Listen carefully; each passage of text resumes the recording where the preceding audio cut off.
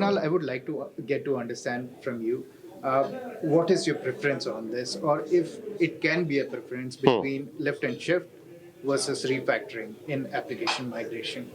What do you look at it?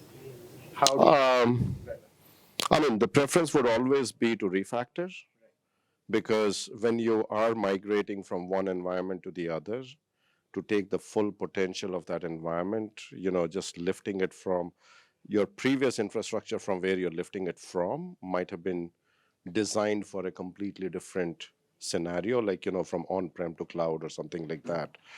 You're not really taking full advantage of the new environment if you're just doing a lift and shift. And many times lift and shift can actually be a hindrance because the new environment may not be really optimized for what the old code was sort of optimized in whichever the old infrastructure was. So given a choice, I would always refactor. It also helps in rethinking the functionality, rethinking the resiliency, rethinking even pieces of residual code which is no longer needed anymore. So you can do a lot of cleanup and things like that. So that would always be my preference. Yeah, sometimes you may do a lift and shift, and that may be more, just in time to finish something, but that would never be my preference, my first option. Mrinal, technical debt, Uh-huh. intentionally or unintentionally happens, Yeah. of course, while building software. Uh, but how do you kind of deal with it? Is there any particular approach that you seek?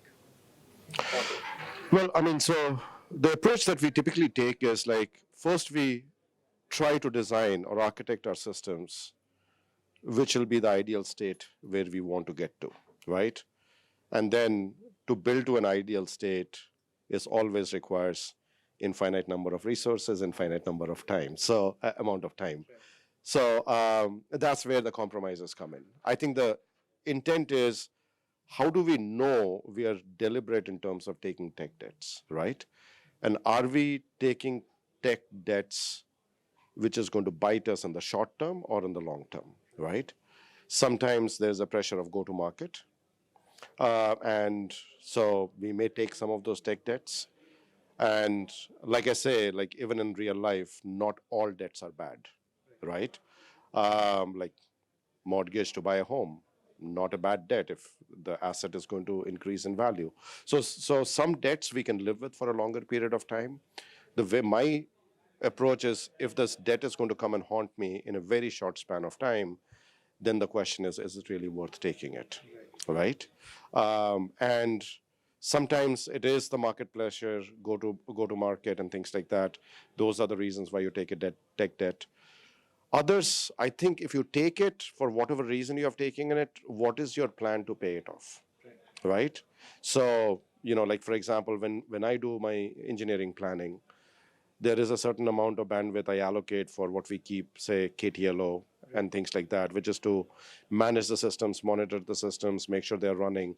But also part of that budget is like, how do we keep paying up for some of the tech debts, right? So those are some of the strategies that we sort of apply.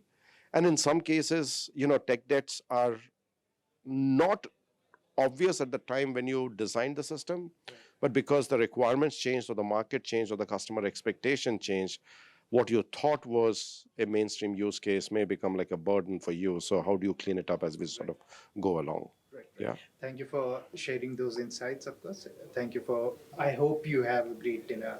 Perfect. Yeah. Thank you very much. Thank you.